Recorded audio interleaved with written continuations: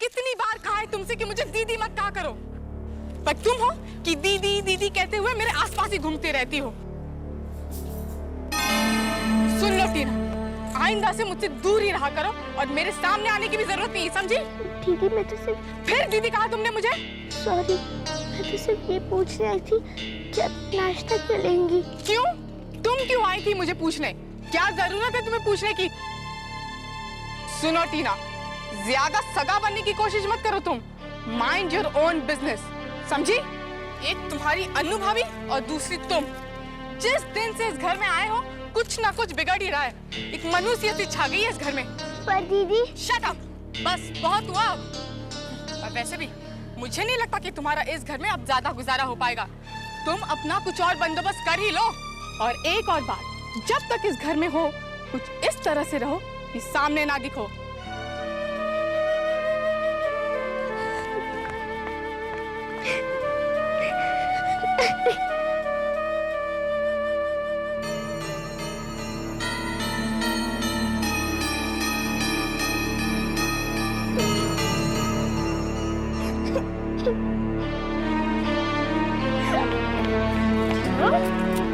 अच्छा मत रो, मत रो।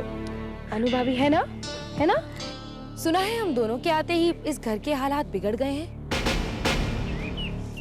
लेकिन कोई ये नहीं जानता कि अब इस घर के हालात और बिगड़ने वाले हैं। तुम्हारी और मेरी कहानी एक सी है। हम दोनों को इस घर में ले तो आए, लेकिन अपनाया नहीं है। ब्रेकफास्ट किया तुमने? नहीं। चलो हम साथ चलकर ब्रेकफास्ट करते हैं, पर इस घर में नहीं, कहीं और। चलो। क्या खाओ? नहीं अनु भाभी, मैं ही घर छोड़ के चले जाऊंगी। नहीं टीना, मैं तुम्हें घर छोड़कर जाने नहीं दूंगी। नहीं भाभी, अगर आप मेरी और हेल्प करना चाहती हैं तो बस मैं रहने का इंतजाम कर दीजिए। टीना, दोबारा ऐसी बातें कभी मत करना, क्योंकि मैं तुम्हें इस घर को छोड़कर नहीं जाने दूंगी। टीना, पता है पम्मी दीदी ने कितनी बार मुझे इस घर से निकालने की कोशिश की, लेकिन मैं कहीं गई नहीं। क्योंकि टीना, ये घर आज पम्मी दीदी का कम और मेरा ज्यादा है। पम्मी दीदी तो इस घर से विदा की जा चुकी है, लेकिन मैं तो इस घर में ब्याह ही गई हूँ। देखती हूँ मुझे इस घर से कौन निकालता है। यू आर राइट भाभी। टीना, मैं चाहती हूँ कि तुम्हारा भी यही एटीट्यूड रहे। तुम मेरा साथ दो टीना, और देखो मैं तुम्हें तुम्हारा हक कैसे दिलवाती हूँ। मिस्टर राजेंद्र सिंह तुम्हारे रियल फादर हैं, और तुम्हारा भी इस घर पर और उन पर उतना ही हक बनता है जितना कि सैम का, डिंगी का और पम्मी दीदी का। समझी तुम? पर अनु भाभी, पम्मी दीदी के साथ साथ सैम भैया और डिंगी दीदी मुझे डिसलाइक करते हैं। टीना, डिंगी दीदी इस घर में कितने साल रहेगी? 1-2 साल में तो उसकी शादी हो जाएगी। और पम्मी दीदी, वो तो चंडीगढ़ गई ही समझो। बचे कौन? बस तुम और सैम। और सैम का तुम्हें लेकर जो एटीट्यूड है ना, उसे बदलने का जिम्मा मेरा समझो। उसकी फिक्र बिल्कुल मत करना। थैंक यू अभी, यू आर वेरी स्वीट। टीना, बस हमें पम्मी दीदी को कुछ ऐसा सबक सिखाना है कि वो एक बार चंडीगढ़ जाए तो दोबारा इस घर में लौटकर फिर कभी ना आए। अनु भाभी, क्या हम ऐसा कर सकते हैं? तुम उस बात की फिक्र मत करो। जैसा जैसा मैं कहती हूँ तुम वैसा वैसा करना। बाकी काम तुम मुझ पर छोड़ दो, मैं संभाल लूंगी। तुम्हारे लिए एक और मिल्कशेक मंगाऊं? तुम्हारे लिए एक और बर्गर मंगाऊं? No thanks. मैंने भी यही बोला था। सुनो सुनो, अनु को हम पर बिल्कुल भी शक नहीं होना चाहिए, ओके? हम दोनों उसके सामने ऐसे पेश आएंगे जैसे एक दूसरे को बिल्कुल भी पसंद नहीं करते। और धीरे धीरे जब वो तुम पर पूरी तरह से विश्वास करने लगेगी ना, तब हम उसे अपनी तरह से नचाएंगे। अनु भाभी मेरे हर एक बात पर विश्वास करने लगी है। जैसे आप कहोगी वैसे मैं उन्हें कह दूंगी। पर दीदी, जल्द से जल्द ऐसा कोई तरीका निकालिए कि सबको पता लग जाए कि अनु भाभी क्या है। इसके अलावा मैं कुछ और सोच भी नहीं रही हूँ टीना। मेरा ये प्लान तो कामयाब हो गया है कि अनु ने तुम पर भरोसा करना शुरू कर दिया। बस अब कहीं से कोई सुराग या रास्ता निकल आए जिससे अन्नू ने पापा के साथ जो किया वो गुनाह साबित किया जा सके। और मेरा दिल बार बार ये कह रहा है कि उस गुनाह का कोई सबूत कहीं ना कहीं छूटा जरूर है, जिससे अन्नू बिल्कुल बेखबर है।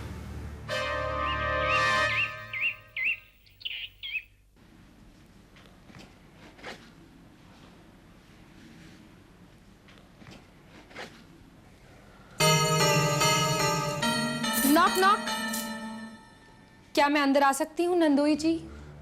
फॉर्मेलिटी करने की जरूरत नहीं है अनु, प्लीज। ये फॉर्मेलिटी नहीं है, ये तो तुम्हारी बीवी का डर है।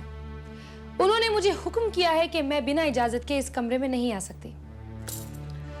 और उन्होंने मुझे हुक्म दिया है कि मैं अपना सामान पैक करूं और चंडीगढ़ चला जाऊं। और तुम जा रहे हो? बहुत बड़ी गलती कर रहे हो। क्यों? मुमकिन है कि इस बार जो तुम अकेले जाओ तो अकेले ही रह जाओ। कैसे? देव, मुझे वजह बताने की जरूरत नहीं है, तुम्हें बेशक पता है। सोच लो देव, कहीं पम्मी तुमसे हमेशा के लिए ना छूट जाए। अनु,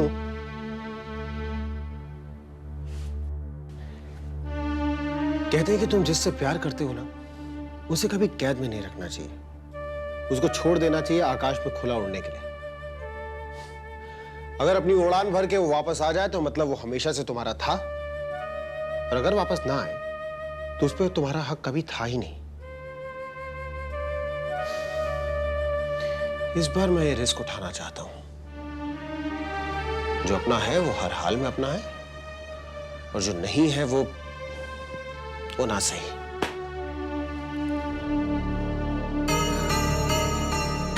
कौन कमबख्त तुम्हें पम्मी के लिए रुकने को कह रहा है? मेरा क्या होगा यहां तुम्हारे बिना? तुम तो जी लोगे पम्मी के बिना, लेकिन अपना तो गुजारा ही नहीं तुम्हारे बिना।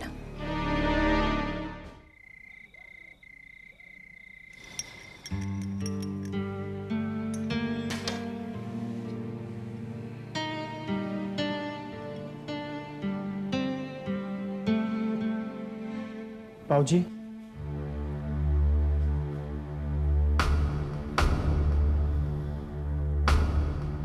बाबूजी, कल से मैं ऑफिस जाना शुरू करने वाला हूं, तो सोचता हूँ शक्कर और दूध के बिना ही चाय लिया करूं। क्यों बाबूजी? कुछ चीजें जो अच्छी लगती थीं, पता चला है कि बहुत नुकसानदेह हैं।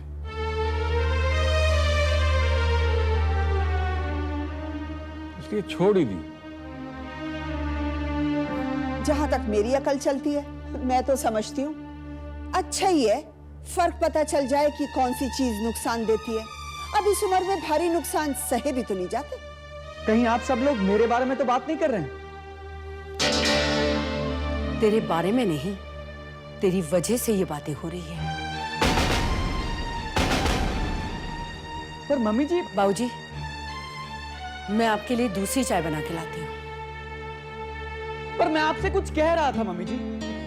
न मैं कुछ सुनना चाहती हूँ और न कहना। अब आप मुझसे बात तक नहीं करना चाहती? रहम करो इस घर पे समरजीत। तुम्हारी ऊंची आवाज इस घर में सुनाई देती है तो डर लगता है। इस घर में मुझसे कौन कौन बात नहीं करना चाहता ना? इस बात का एक बार साफ साफ शब्दों में जवाब चाहिए मुझे। अमरजीत, अगर तेरी तरह साफ साफ शब्दों में हमें बात करनी आती ना, तो इस घर का नक्शा ही कुछ और होता। बाबूजी, बीजी,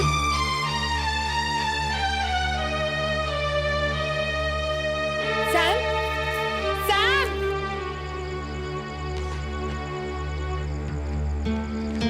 रुक जाओ सैम। सैम, कहाँ जा रहे हो तुम? कहाँ जा रहा हूँ यही तो समझ में नहीं आ रहा। मैं इस घर में रह नहीं सकता, लेकिन मैं ये घर छोड़ भी तो नहीं सकता। सैम, ये तुम्हारा घर है, तुम इसे छोड़ने की बातें क्यों कर रहे हो? अरे जब कोई मुझसे बात नहीं करना चाहता, सब मुझे नापसंद करते हैं, तो कैसे जीऊं मैं इस घर में? They just hate me, Anu. They hate me. तुमसे अगर कोई बात नहीं करता तो ना करे, तुम्हें इग्नोर करते हैं तो अपनी बला से। जब तुम्हारी कोई गलती मेरी गलती है,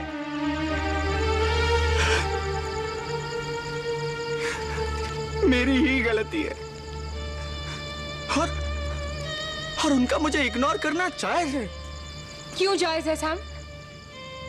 पापा की हालत मेरी वजह से हुई है अनु, और उसके लिए घर वालों का मुझे इग्नोर करना ये बहुत मामूली सजा है। मुझे सजा मिलनी चाहिए, मगर ये कि मेरे घर वाले मुझसे बात ही ना करें।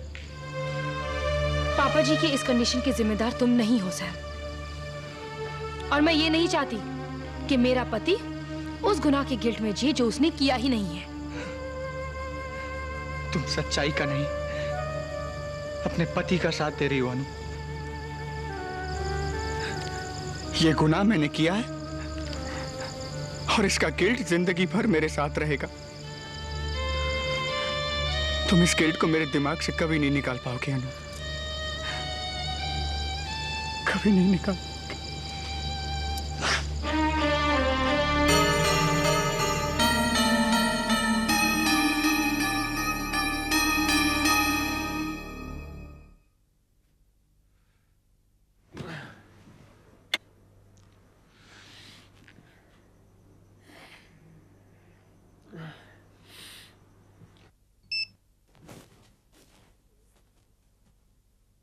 हेलो रोहन।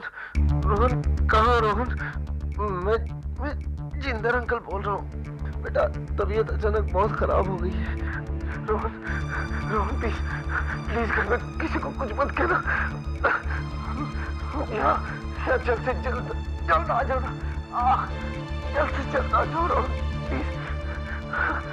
तुम यहाँ अचानक मेरी तबीयत बहुत खराब हो गई है। अच्छा हुआ तुम आ गई।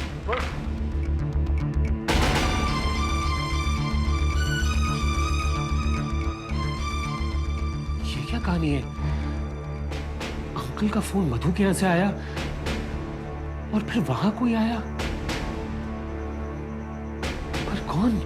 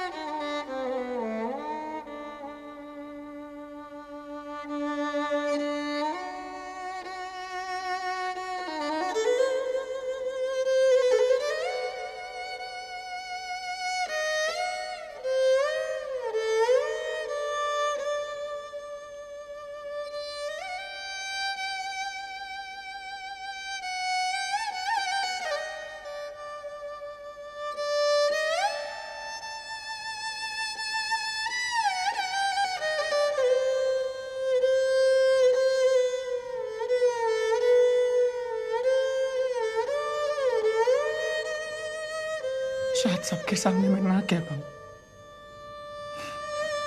But I am really sorry पापा। जाने मुझे क्या हो गया था। सीने में उतनी नफरत नहीं थी पापा, उतनी नफरत नहीं थी जितनी उस दिन जबान पर आ गई थी। कई साल पहले आपने अपने बेटे को नहीं पापा, आपने अपनी बदकिस्मती को जन्म दिया था, जिसने आपको खुशी देने के बजाय ये हालत कर दी आपकी। मैंने आपकी क्या हालत कर दी पापा।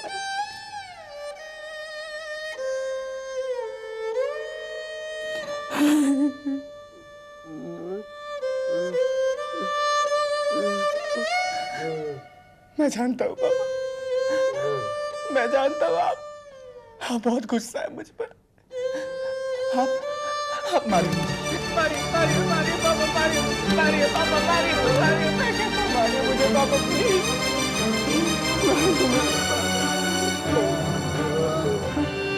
हाँ पापा,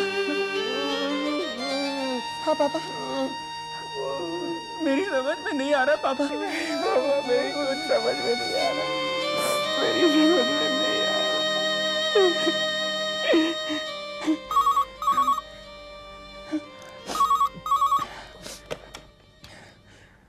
हेलो हेलो सैम, रोहन बोल रहा हूँ। कल पम्मी को लेकर तुम मुझसे मिलने आओ। सीरियस बात लगती है रोहन। हाँ, कुछ सीरियस बात है, मगर किसी से कुछ मत कहना। Okay, right. मैं दीदी को लेके आ जाऊंगा, लेकिन रोहन कुछ तो हिंट दो, कुछ तो बताओ रोहन, वरना ये रात और मुश्किल हो जाएगी। क्या कुछ सुनाना चाहते हो?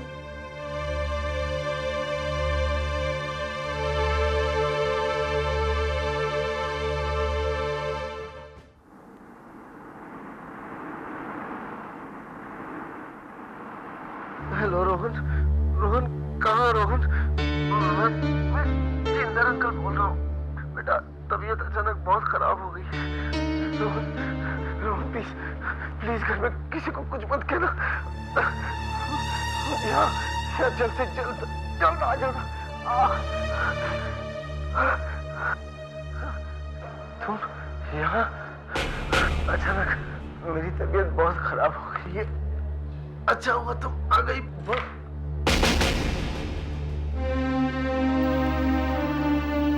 क्या मतलब क्या है इसका?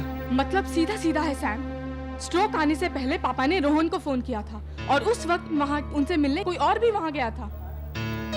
पर कौन?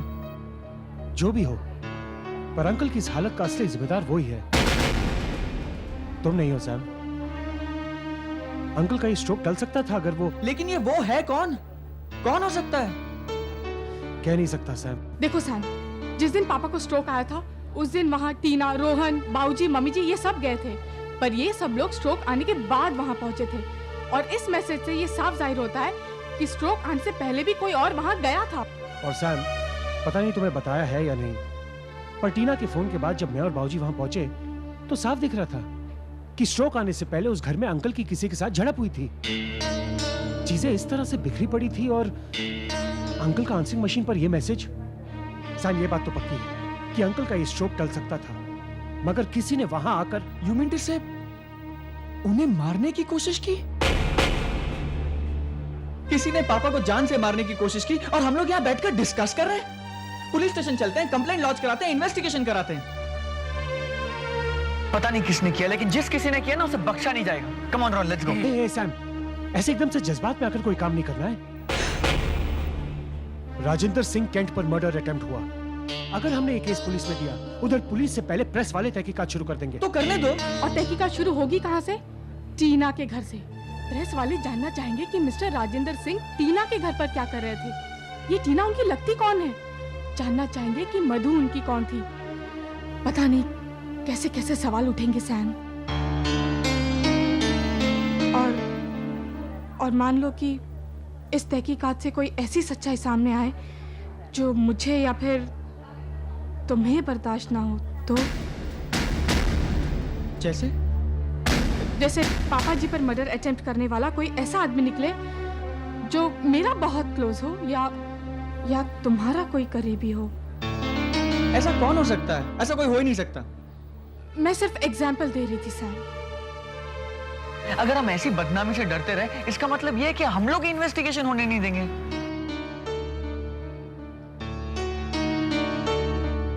एक रास्ता है।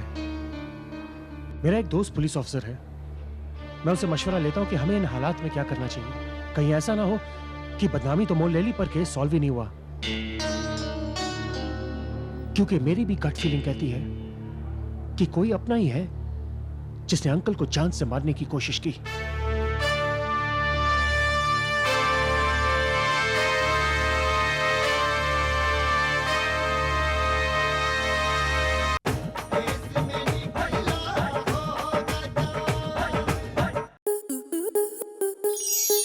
स्टार प्लस के YouTube पेज पर आने के लिए आपका धन्यवाद।